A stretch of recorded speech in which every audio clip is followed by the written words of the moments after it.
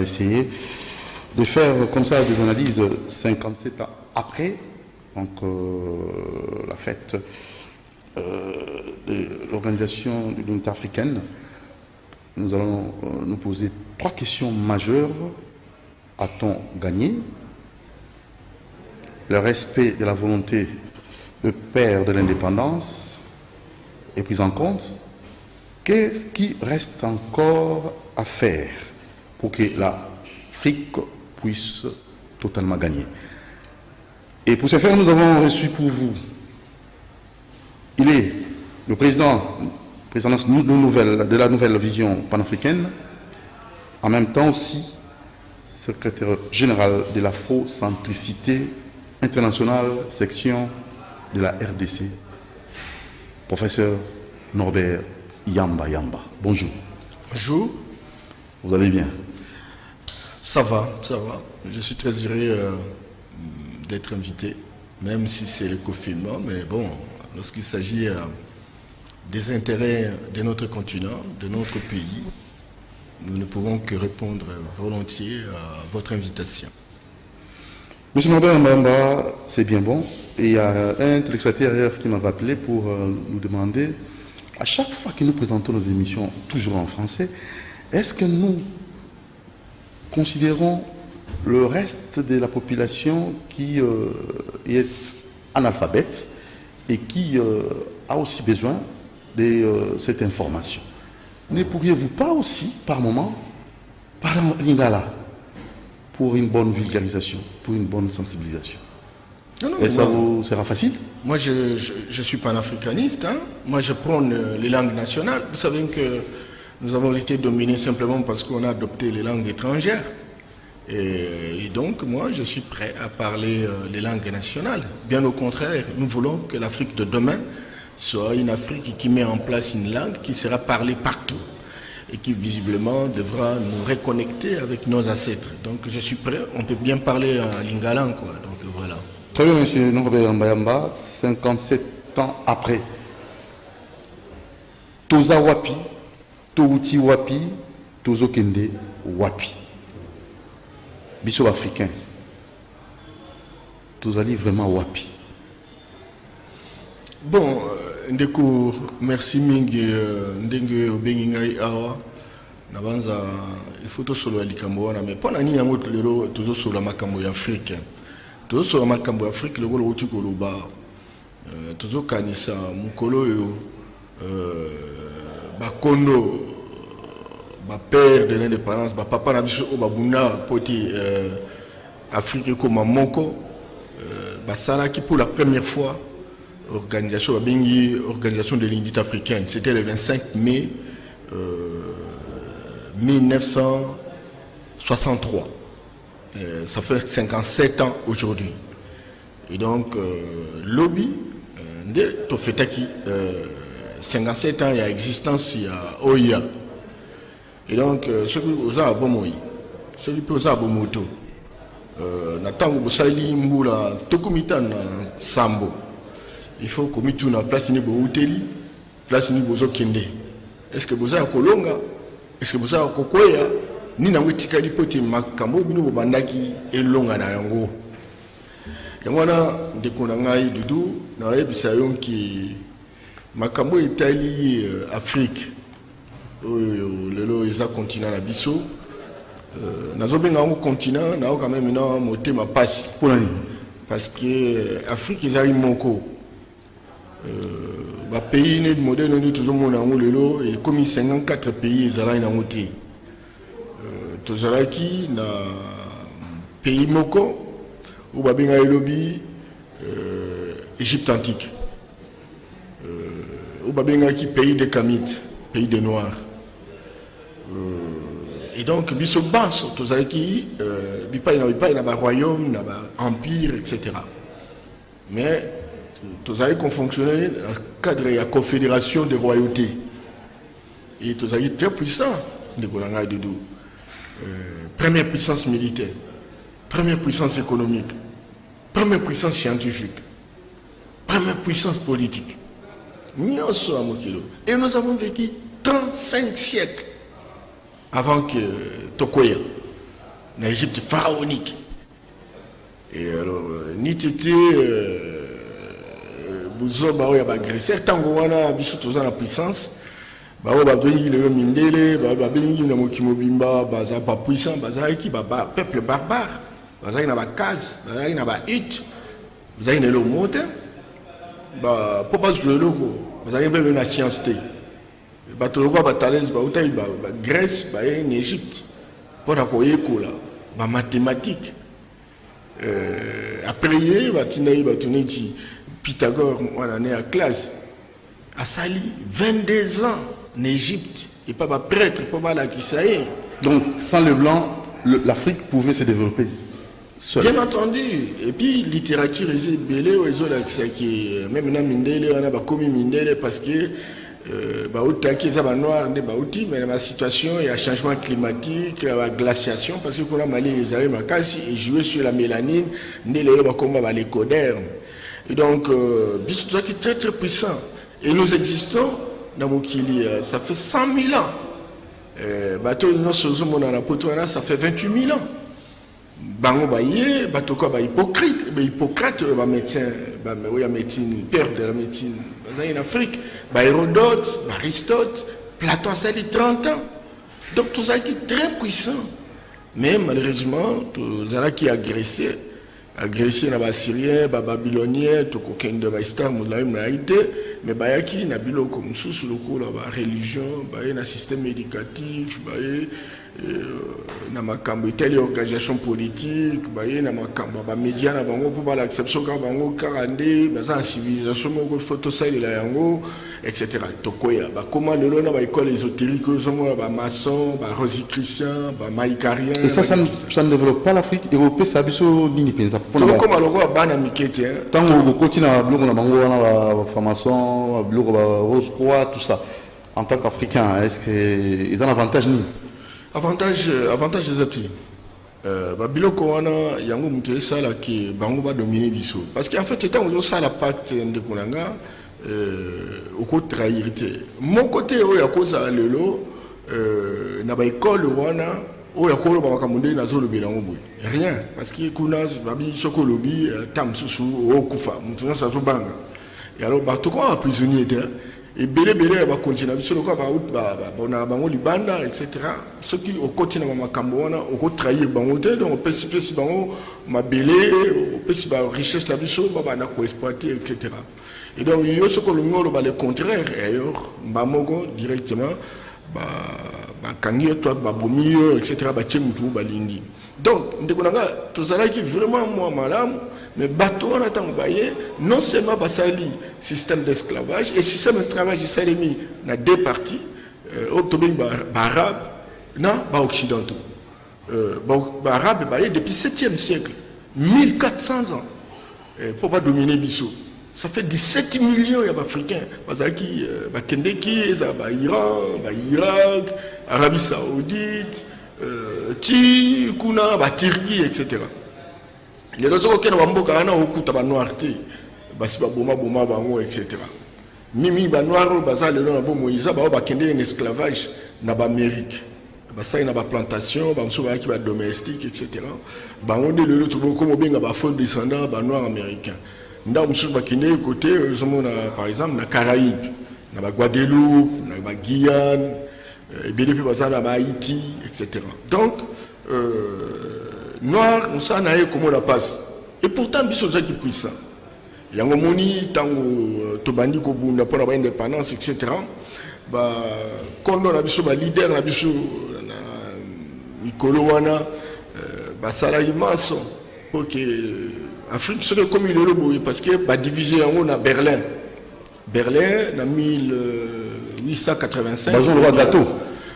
Divisé en haut, on a bateau, on a comment en Afrique. Une carte mal dessinée. Il y a donc Namboka, deux familles moko, famille qui côté Moussous.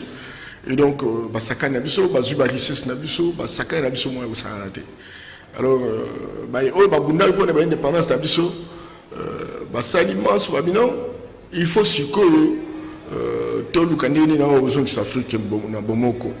bato quoi ba Kwame Nkrumah au ya Ghana, bato le quoi ba Sékou Touré ya Guinée Conakry, bato quoi Modibo Keïta ya Mali, bato quoi la ba Patrice Lumumba na tango wana, ba Patrice quoi Sylvanus Olympio, y compris dans certains arabes le quoi Mohamed V, le quoi Nasser Mohamed V ya Maroc, Nasser ya Égypte.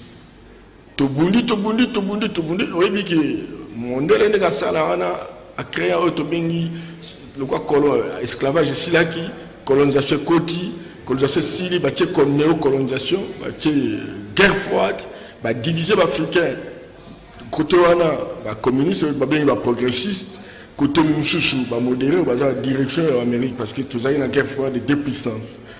Et donc, il y a tout. Que tant que tu commis ensemble, tu as l'indépendance, lobby faux États-Unis d'Afrique. L'Afrique est bien, bandima qui a monté.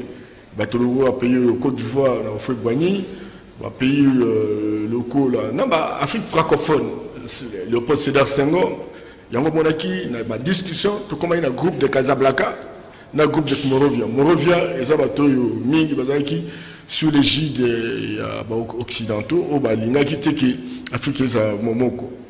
Mais tout compte, ça m'est qui un peu d'accord, dans un premier temps, tout ça, les États-Unis, tout organisation, et imaginez-vous, dans ma principe organisation, OIA, toujours fêté 57 ans. Est-ce qu'elle peut fêter en organisation latine 57 ans après. Et 57 ans après, il y a un moment où on a bissou en RDC. Oui. Bon, toujours maintenant, nous, notre socialité, pays belé, Afrique, ça va des têtes sur tout zongi là, Makambo, Bitumbo, tout ça qui a 1960, tout comme pays moko. Toujours bunda. Et puis bon, dans 63, et Simbagité, parce que Afrique francophone, et Hollanda, ou France Zoluba, Afrique anglophone, Isolanda, ou Amérique Zoluba, ou Angleterre Zoluba, ou l'isophone, Zolanda portugais, etc. Hispanique, Zolanda espagnol. Donc, d'ici tout ça, tout le monde donc diviser le roi américain, etc. Et donc, et là, comment on ça, les malabis sauter, sans que Batuna, coloniser, quand ça qui est tant sous. Il n'y a que civilisation, il y a des idéaux, les universels, etc. Et Simba n'a pas mais nous parce que tous les secrétaires généraux, Komaki, OIA, etc., Diallo-Telli à Guinée, tous les bateaux, par exemple, Eden Kojo à Togo, Toyebaki dernièrement. Mais je vous dis qu'à toute sincérité, budget OIA, malgré tout ça, il n'a pas payé, moi, Mingi. Mais budget on les a soutenu 78%, 78%. Il y a Mbongouta, Libanda, Ndougounanga, Taranan, aucun des balais. Toujours dépendant. Dépendant, aucun des balais. Mbissa Katamai, Amoni pêcheur à Zoya, Mbissa comment c'est payé là, t'as pêcheur à Zoya au Sauvenga. Est-ce que moi a pêché à sauver Mbissa? Donc tout ça va esclave. Eh bien voilà. Et donc même maintenant le temps va changer depuis 2000 le temps va changer OIA et comme IA Union africaine bato va se coloniser Kadhafi ba bunda pour tout comme na tozong de les États-Unis d'Afrique. A kufa d'ailleurs pour na yango. Et alors, créer une Union africaine. Ils ont changé quand ils ont le Gola OIA. Et puis, le principe, il y a le principe d'intangibilité des frontières. C'est-à-dire qu'il faut respecter les frontières de la colonisation. Les limites aussi. Voilà. Et alors, on dit qu'on va respecter les frontières de la colonisation. Imaginez-vous, on dit tout ça au Congo. Tout ça, besoin de bon. Tout ça, un grand pays. Tout ça, va minérer, tout ça. C'est tout ça qui est en Mogo. Caisse de péréquation. Caisse de péréquation, qu'on peut savoir bon pour l'équilibre. Aucun pays ne te voit à Algérie. Parce qu'il y a plus de 180 milliards d'euros. Il y a réserve. Bisous toujours, il y a 20 millions, 30 millions, etc. Si tu as Tamongo, tu as voilà. Combien de minéraux tu as 14 minéraux, c'est l'expérience échantillon au terme à Kambona Mokili. Et bien 14 en Afrique, première position, deuxième position. Et donc, ça là, il y a tout ça, mais oui, de Koudoudou. 90% il y a des fonctionnaires il y a l'Union africaine. Ils ont soutenu l'Union européenne. Ils ont payé l'Union européenne. Ndako bazala Addis Abeba. Bachinois batongiwana. Ils ont ndako oyo bachinois basali yango. Ils ont été africains. Tous 54 États. Mais jamais tout ça ma cotisation tout on a ndako na biso. Donc l'Africain. Qu'est-ce qui ne marche pas? Qu'est-ce qui ne va pas? Parce que yo peut continuer na kombango. Ya kolukaba africain basanga. Au ça une conférence. Oui. Au ce qui n'est. Non, tout ça bunda. C'est pourquoi on a une nouvelle vision panafricaine. Parce que ndeko Doudou, talana makamone tout ça va passer dans le Nicolo.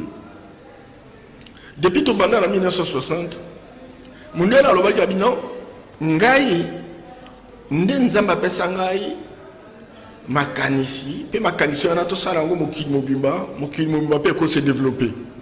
On va dire qu'il y a un malin. Babino, religion. Babino, religion. Babino, moutounio, ce qu'on a banzambe, au monde nzambe, il faut aller dans la religion à bisou. Religion, on dit judaïsme, christianisme.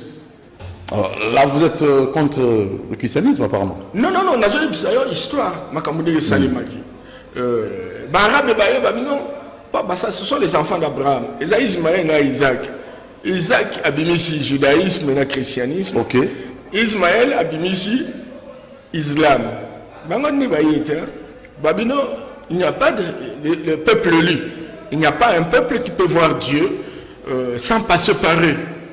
Soit par Isaac, soit par Ismaël. Ils ont le coup de Konangaï. Parce que Mboka Nyo sont injuste. Bobi Tenzambe Abatonyo, c'est pour nous injuste. Mboka na mboka, espace na espace, couleur na couleur. Donc pour vous, la colonisation de Jésus qui une autre forme, en fait la religion c'est une autre forme de colonisation. Non, fondamentalement politique. Bon, on a la religion catholique. On a la religion. Et ça constatait les grands. C'est un empereur. Il voulait dominer tout. Parce qu'il y a eu des agrégations. Il y a Mboka, qui n'a empire romain. Et alors maintenant, il faut soutenir la religion, et comme la religion d'État, de manière que tant ceux qui m'ont tassé l'homme, l'État ma gauche. C'est l'État ma gauche, c'est à droite. L'Imbissa est 77 fois x 7. Bon, à César, ce qui est à César, à Dieu, ce qui est à Dieu. Non, nous avons. Alors, nous sommes en obéissance, coupé qui se révolte, parce qu'ils ont un esprit de domination. Etc.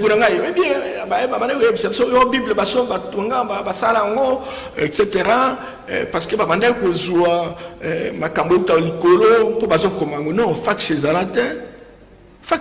même pas d'inspiration, ça n'est pas recherche. Ce sont des chercheurs. La Bible. Ce sont des écritures saintes, des écritures inspirées. Non, non, comment? Apocryphe. Donc ça la émission mobimba wana apocryphe wana évangile à Thomas, évangile à Marie-Madeleine, évangile à Jacques, na bosani maintenant mosusu wana ya Judas.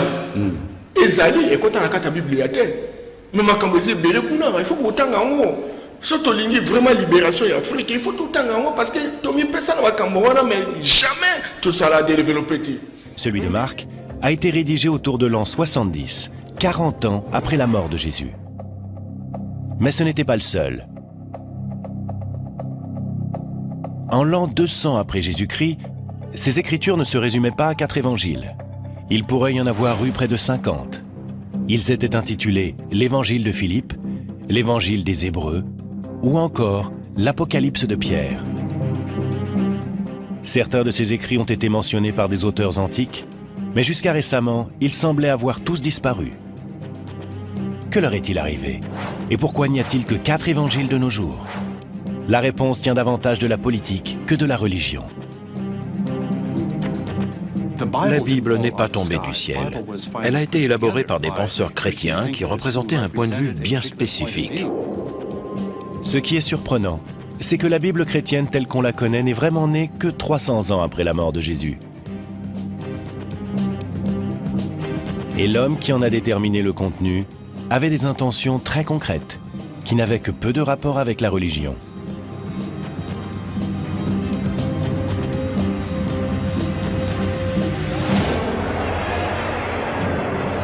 En l'an 312, un empereur romain du nom de Constantin, un païen qui croit en plusieurs dieux, prétend avoir eu une vision de la croix avant une bataille. Après sa victoire, il se convertit au christianisme et en fera même une religion d'État semi-officielle.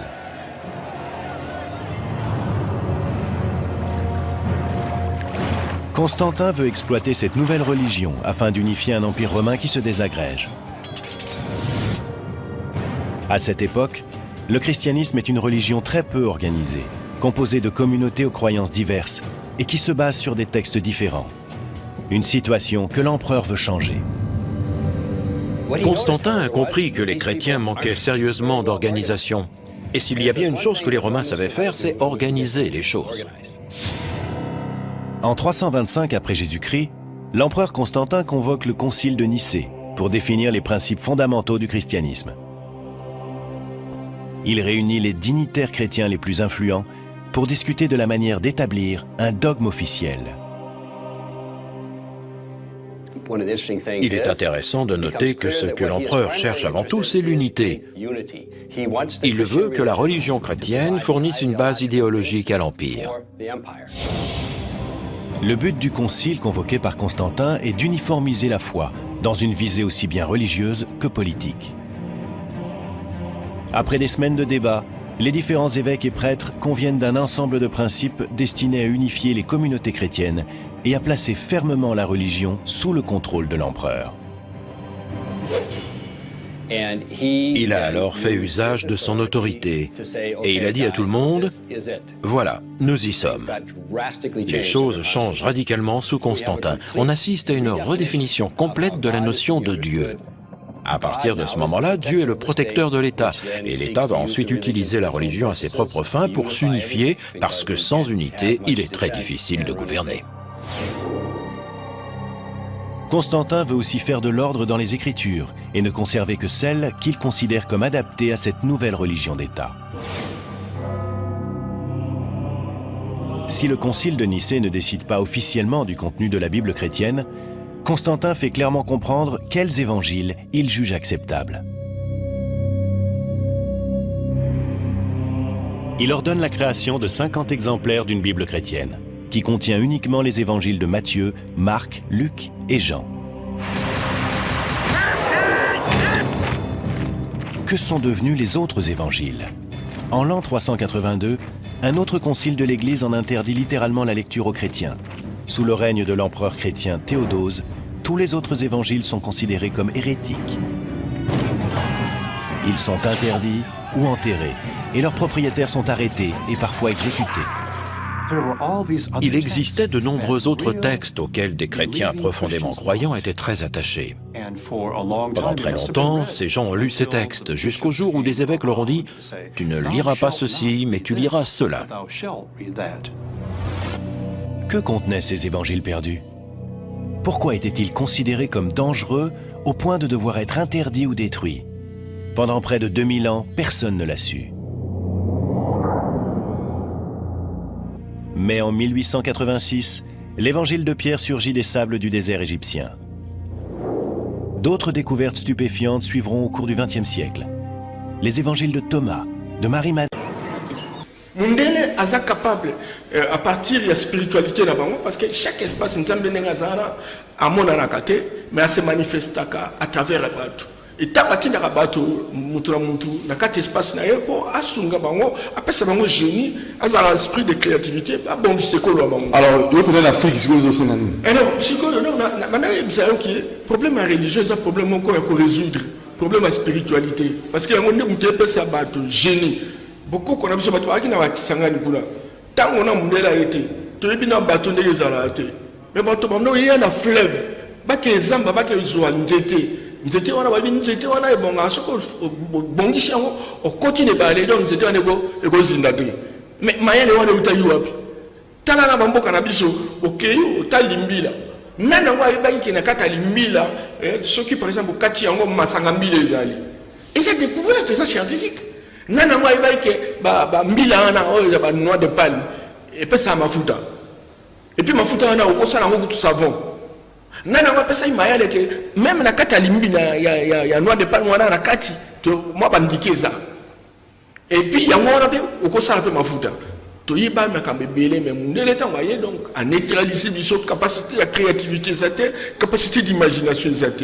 Et vous croyez maintenant kozonga sous un ciment alors que mondialisation développement ezali kokenda mondialisation ezali piège mondialisation ezali quoi colonisation apparemment ozoboya nyonso non mais ezaka ba thème ezaka ba idéologie ou comment non yango kaka obi esclavage et donc esclavage colonisation et donc colonisation néocolonisation ou bien impérialisme après guerre froide, après mondialisation, globalisation, les autres sont la révolution numérique, justement quand on processus il y a domination. Donc vous avez la ciment, bon on va avancer. Ils sont tous là pour inventer le comment par exemple ce qu'on a Chine. Mais qui vous interdit d'avoir la invention?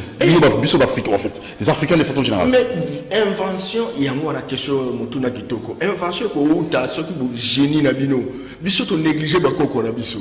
Na utu koyebisa nana la kisa bakoko na biso ki soko kei ba mundela zalaki te alimeta zalaki te mais ba bimisa moto ale utalwa na ça qui découverte ya uzwa moto de la même manière que le quoi bazwa ki moto ba ko sanga avion kende na mboka msusu na mona na Côte d'Ivoire muntu aza boye donc afane la kiti mais asa l'évocation amati pinza ko bato bazanga na yena bana ne ba mutu bakimi ikindoki mais on va avion et autant bon 50 ans likolo ba bino kindo kité za science omoni téléphone nga mona bato nyela wat n'Équateur bazali na système bango donc ba sala communication moi nzete mke etc abengi bato nyoso mo ba kimi ono eza kindo kasi religion wana tango ye nyoso to zaki na génie auto bengi dimension spirituelle bango basali tout que tozala na yango te parce que yango ne muto ekobimisa biso ba technologie ekobimisa biso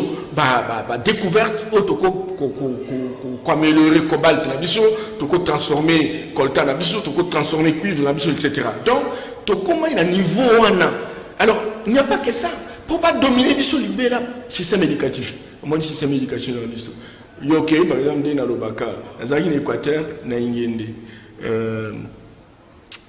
bato basala misala bilanga basala misala pêche etc. bango ba école ya pédagogie na littéraire tala na mono aussi ça littéraire a eu diplôme au ça elo nino aibinde makamde esali maanate aoya na ville cette réforme là il faut réformer l'éducation il fallait dans la salango c'est ça le problème c'est l'état. Mais qu'est-ce que nous attendons? En fait, il faut un programme dans la moto, on a UNICEF. Programme moto, ça là. En fait, il y a UNESCO. UNESCO nous orienté, mais comment? Kasi ba UNESCO, on a ba UNICEF, ba OMS, ba PNID, ba PNUE, ba FAO, et ça ba instrument de domination là. C'est non bon, on va limiter nous. Oui. Comment serait-il possible moi au hasard à 2000 km par exemple na Mbeshe na Walungu na Bukavu. Yo la kisaye biloko ba Charlemagne. Mais nana par exemple banana on va bundaki na mboka oyo te rien ndiko na ngai ba Charlequin ben alors yango moni pe tela mutu toza ba perro na mona été na eba été na ba photo motoza 5 doctorats mais azane lokoto yo ki azolo ba don dire mona mukia ki de classe on moni par exemple neti on moni ba kamone de et ça les miens ya ba coronavirus ba Ebola ba VIH sida etc. Mais tout ça va pharmacien, tout ça va médecin, etc. Bon, biso baso tout ça qui est classe, bon ça a biso ko mémoriser, ko bloquer makambo ndela pesa biso trace mo kaka yango wana. Mais ce que nous sommes là ba traduit praticien na biso. Okoyoka bonya, okoyoka et tout ça na superbe végétation. Auto bengi nature naturellement kitoko za ba mbelé. Mais biso to yebi yango te. Tout na même na bino la to si ça va classe. Notre géographie en boka na biso, histoire na boka na biso, aïe bien monté. Tout ce pour la Champs-Élysées, c'est mon taquet pour quand il faut dans la Champs-Élysées, là dit donc makambo Silia, etc. Donc éducation tout ça en et là éducation d'esclavage, éducation de servitude, éducation il y a bouzo ba bonyama ya ki perroquet. Timokoni. Eh bien voilà, il y a toujours il faut une nouvelle vision. Ça veut dire mais Dieu on dit mayo. Nana on dit manga. Et bon moi sur yo kan singa nazo bunanga mo ah tozo solo la ko ani nango. Ba ke belé ba landango. To ban to comme belé o bazo o ba ko zala na posa ke Afrique et Zamboka. Azala bato. Tout ça ba makako nde bazo candidat bisodi. Mais tout ça capable de faire réfléchir. Ndeko nanga Doudou, tout ça et là on est tout ça là. Makama ko de cité. Bato atangi ba pharmacien on n'arrive pas à inventer. Non, il n'invente pas mais classe tout ça là ici classe de mémorisation. C'est des classes de mémorisation. Pas de laboratoire? Non. C'est fait sciemment ou comment? Non, mais écoute, mais je disais, il y a des labos. Mais, bango. La école n'a pas photo. Ngana où tu connais Bissayo Boy. Parce que là, tout ça, les apps pédagogiques.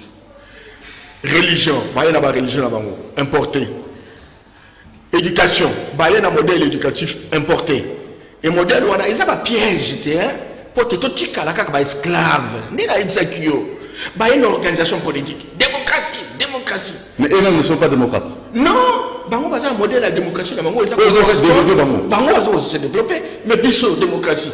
Ils ont cette démocratie parce que population 98%, 99% de population va être constitution de va être loi de la République. Mais yo ko ça la démocratie na bato ba yebi même na makambo wana te.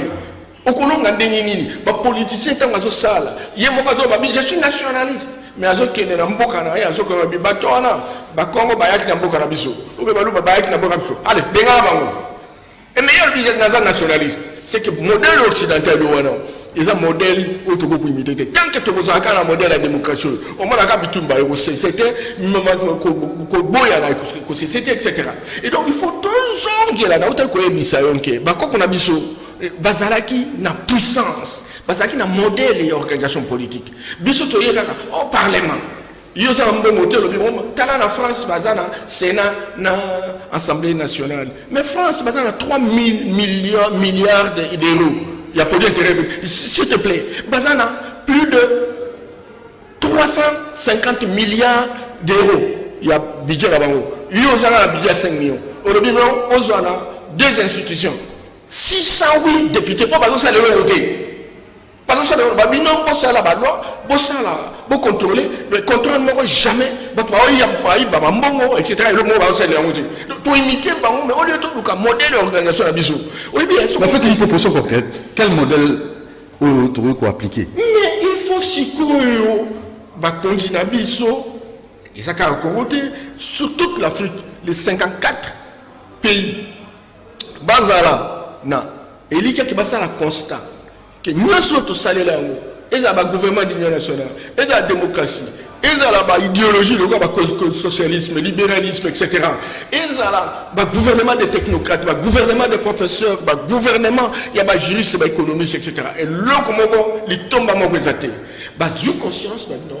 Si on a tout ça là, Mayel et occidentaux, et que nous avons tout l'ongité, et bien, tout ça, il y a beaucoup qu'on a besoin. Tout le monde a beaucoup qu'on a besoin. Comment va sur le plan politique? Nous avons sur le plan religion. Nous avons côté Chabunda, au côté Pabarega, Basana Kimbirikit, ils ont école ésotérique. Les gens ont là qui bien au commis maçon, commis pharmacien, rosicritien, et ils ont qu'on a bango. Bango, ce sont des écoles ésotériques, mais pas absolument Kindok. Alors, bien sûr, on peut pas être sur la religion, mais bien Kindok. Ah oui, non, Kindok, c'est un diable qui est d'enfer. Mais par moment, on va croire qu'il y a un enfer, Isalak. Je vous assure la vérité. Moi, ça fait 25 ans que je travaille avec eux. Donc, ils ne croient pas l'enfer. Non, ils ont monté des stratégies. Oh, ils ont constaté les grands à Montaki en haut, de telle sorte que, qu'on banni Sabatou, mais bon, on va ça à ma baie. non, on va ça à ma baie, on va la colonisation. Par exemple, en Équateur, on a tout ça, la plantation à EVA.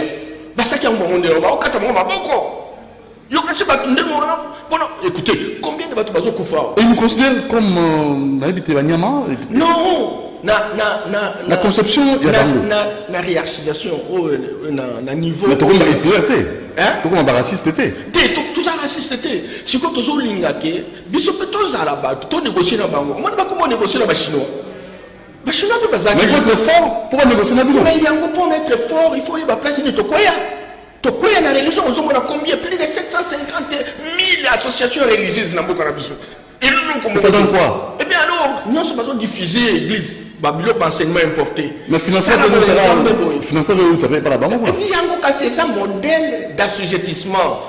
Religion, combien d'églises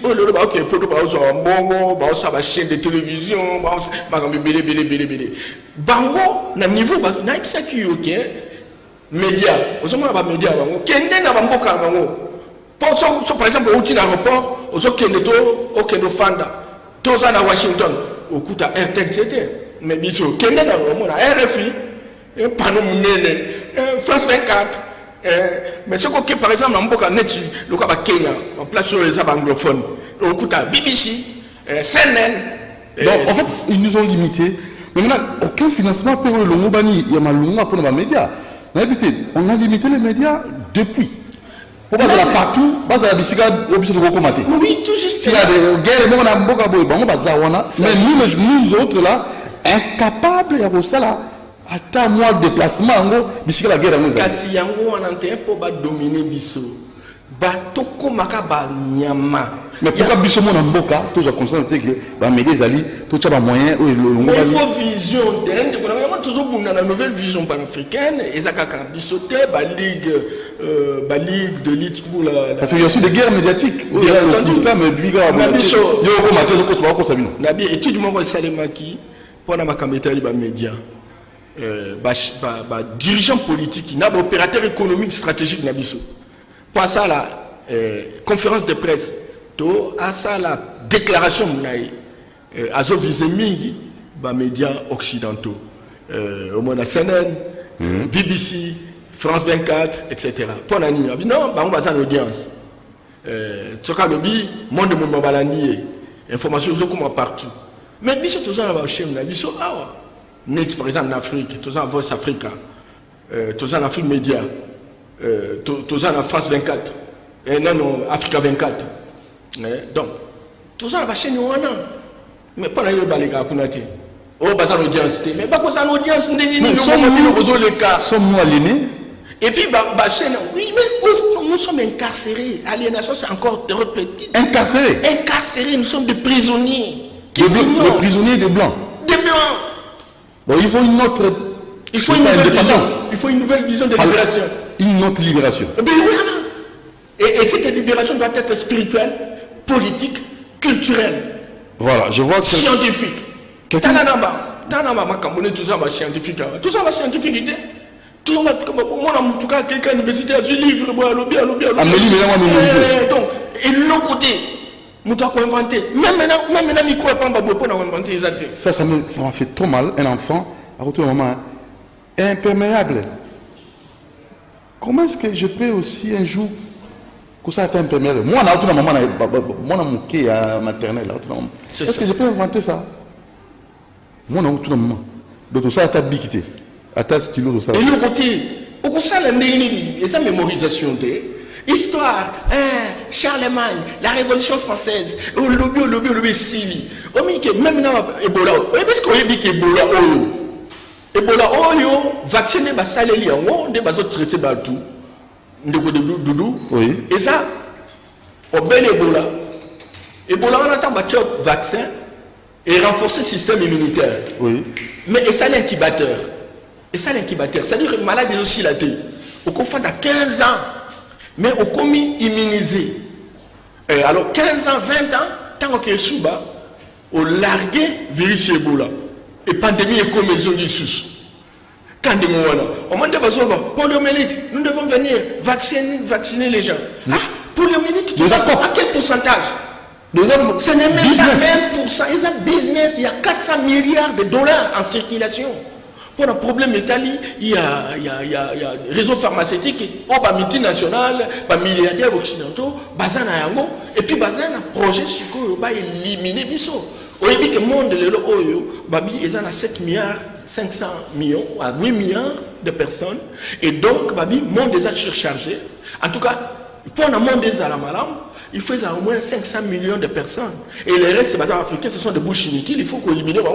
Et pour la Sarango, il faut la bâtisse. Oui, 60% qui sont des bases presse à biso, tout l'hôpital, ils ont ils ont poison. Pour tout koufa. Qu'est-ce que nous consommons? Bana basi na biso, on va vaccin, ba teba pisse. Pour pas qu'on va stérile. Et belé ba on y a biloko, on a dendo, soso, tout ça.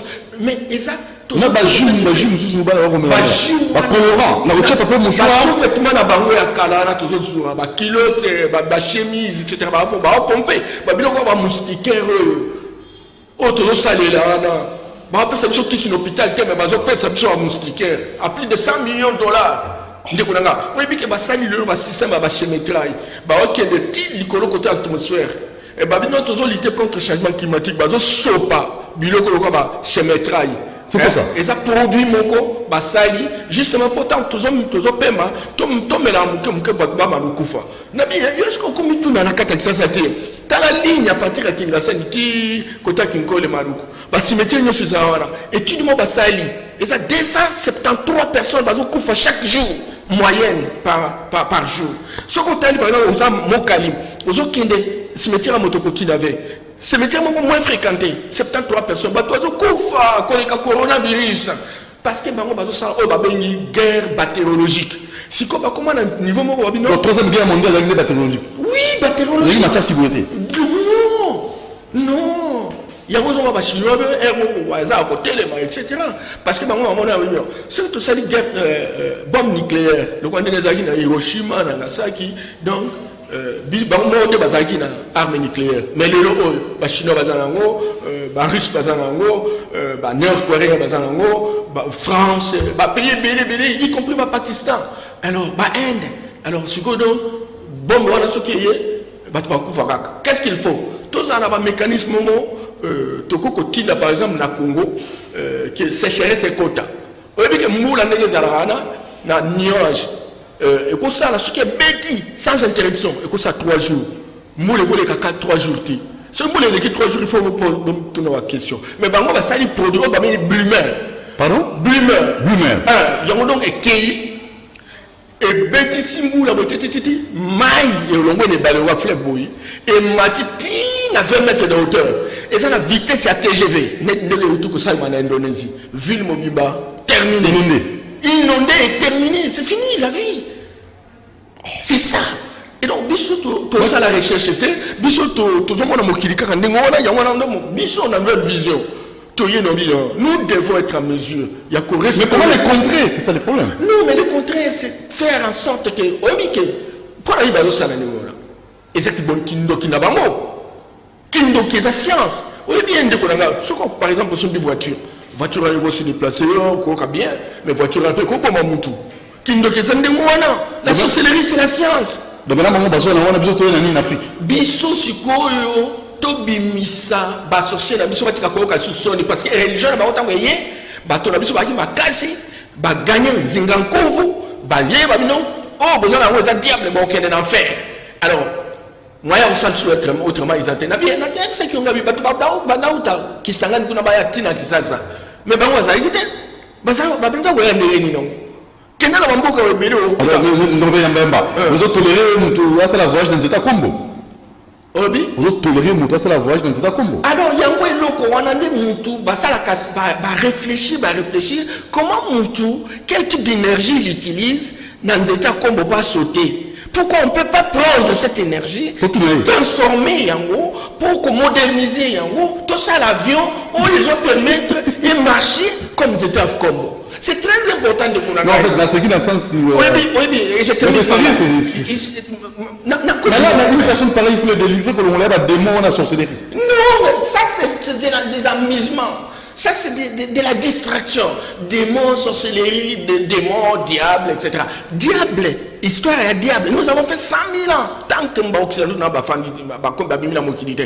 il y a 28 000 ans, on a vu que diable était. Diable est outil, n'a rien à construire de Nice. Babino, ce qu'on s'allie, c'est que ça tente le diable. Mais la loi est allée. Loi, il y a mon kilo, etc. 10 commandements. 10 commandements. Non, 10 commandements, ils ont bango. Biso, tout ça, il y a biso. Vous comprenez? Spiritualité, la biso, c'est allé, qu'on a ça moutouté. Qu'on a moutouté. Il y a un salade qui est bambo, qu'on a biso, parce que Kozana Bolingo. Kozana Bolingo. Nous sommes des communautaristes. Non, nous sommes des solidaires. Solidarité africaine. Solidarité africaine. Donc, balongana ezali. Ce qu'on sait, yo musala on kosa batomabe, suka suko koma mabe.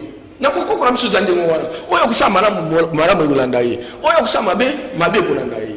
Oui, tout justement.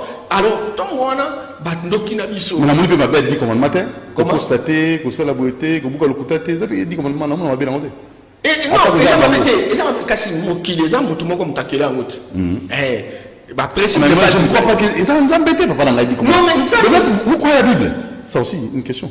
Non, la Bible va monter, on va monter, tiens. Je me suis beaucoup. Na histoire ya Israélien. Ceux qui au lingi, toujours du mana na la kisayo. Oui, après combien de temps va comme Bible? 3 siècles.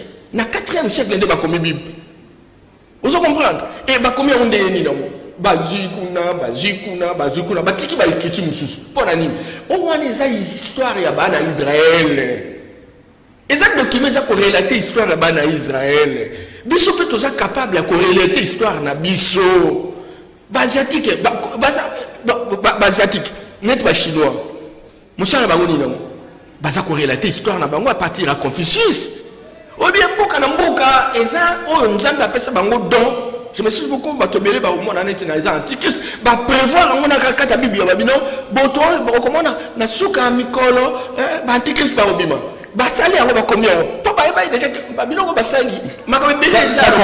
Je crois que quelqu'un m'appelle là, tout le monde m'appelle. Allô maman. Bonjour maman. Papa, c'est sûr. Bonjour papa. Oui. Je dis ceci papa na komi nazo landabino. Oui. Je dis que papa a raison. Dimanche, je pense que c'est dimanche passé. Nalandaki bamindele moko bazo senga biso pardon pour na makambo basali biso. Et en réfléchissant, je réfléchissais comme papa dit là, il faut qu'on va la biloko na biso parce que le blanc qui pleurait là, bazali ko sala repentance, basenga ba africain pardon. Ils ont même dit que bayedi biso religion ya lukuta. Donc retournons à la base papa. Merci maman, toujours à la base. Oui, excusez-moi, parce qu'on ne peut pas vous laisser tout le temps. Maman, nous avons commis un message.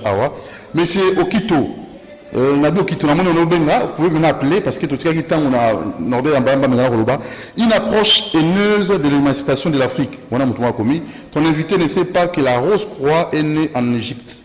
À boire et à manger, il doit encore se documenter. Gérard, c'est pas quel est votre avis? On a Gérard, ta commune, bon, Ndekurangai, il y a trop d'abrutis fondationnels. Abrutis fondationnels? Oui, c'est-à-dire qu'il y a zéro babi doit se documenter. Ça doit mouiller au Quito, après répondre de mais c'est pas trop fort ça. Non, abrutis fondationnel, il dit que le ça dit sans fondation. Sans fondation? Oui, fondation exactement, parce que tout ça, la fondation, car il y a poteau, mais tout ça, la fondation, il y a bisou mon côté. Il y a un babi, il doit se documenter. Rose Croix, même le christianisme, babi est où en Égypte. Parce qu'ils ont imité. Et j'ai toute la documentation. On dit Babylone est basang bala takarana. Babylone est soigné en Égypte. Mais est-ce qu'ils ont même contenu en Égypte? Prenons d'abord le Quito. Allô Quito. Nabi? Allô Nabi? Allô Nabi?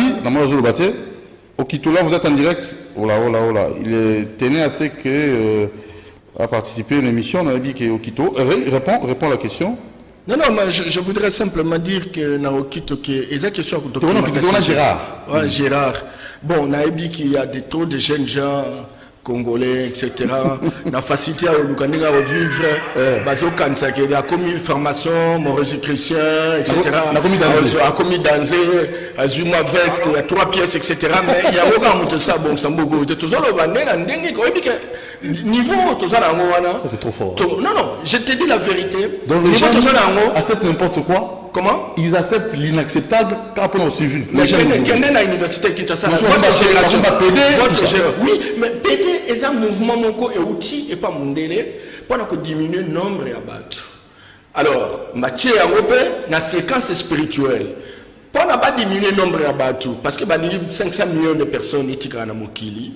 Et donc, il faut, balana, basi na basi babalana et quand même na obamata ngayaki ayeko ebisa africain to adopter mariage gay un peu presque partout bazo salango tout simplement pour éviter bato baza mukili de telle sorte que tout batika la 500 000. Donc non mais bango babi c'est pas Dieu. Ils ont reçu une mission, c'est comme ça qu'ils sont venus à la région. Tu vois un peu ces garçons de Gérard là. Quand il dit Yambamba n'est pas documenté, etc., ça vient de l'Égypte. Mais je voudrais lui dire que tout l'Égypte, c'est donc le géniteur de l'humanité. Le premier homme a été en Égypte. Oui, l'homme noir a vécu 100 millions, 100 000 ans avant que l'Occident. Mais bango tango ba agresser biso ba transformer ba zubilo na biso et puis ba transformer yango histoire ya Jésus ba ekozwa ngo na histoire ya Osiris na Isis na Horus mais ezaki na Égypte mais ba kozwa documentation na Palestine Hélène maman ya Constantin akende kuna na yé na bloko alors ba bi histoire wana yango no moni bande ko modèle wana bazo croire. Voilà. Il hésite. Il faut un second numéro. Parce que le nôtre, on a tant moqué, toujours à 41h du temps. Tu tombes ni karaté, tu karaté, toujours appel à sous après le corps. Allô, bonjour. Oui, bonjour. Oui, soyez bref, au bénéfice du commandant. Oui, monsieur Arnaud. Oui. Oui, nous allons à l'émission. Soyez bref, la question là, rapidement. Oui, pour lui, oui. L'évangile, il dit que les amis, mon père nous a dit l'évangile. Bref, donc tout le monde est. Il y a eu même bateau, bazala ba victime pour que l'évangile on a une mama. L'accès que beaucoup qu'on a besoin de malamu, nous c'est la qui diabolisé. Il y a malamu oyo bango bayaki na yango. Mais l'autre, on est toujours les mêmes personnes au Bayakinango, a déclaré que les amis Bible faillibles. Parce que dans la béni, il faut actualiser les amis Bible. Pour accepter notamment la sodomie, la homosexualité, il faut actualiser la Bible. C'est avec cette nouvelle ordre mondiale, où le pape Moutouchou Aïeba n'a lobela yango. Puis ce qu'on va dire sur la Bible, on va le dire dans la erreur, il faut donc qu'on a l'ordre mondial. Il y a autour la question, avec quel outil, il faut qu'on a l'ordre mondial. Non, avec l'outil Bible, tu as l'ordre mondial. Non, outil on a Bible, tu as l'ordre mondial. Tout clair, on a tout ce qui se trouve. Avec la Bible que nous avons là, pour actualiser en haut, tu as un nouvel ordre mondial. Oui, mais la Bible peut être actualisée, mais c'est l'histoire des Israéliens. Et ça, témoignage. L'écriture inspirée par Dieu. Mais Bachino Bazan a monté. En tout cas, Bachino Bazan a monté.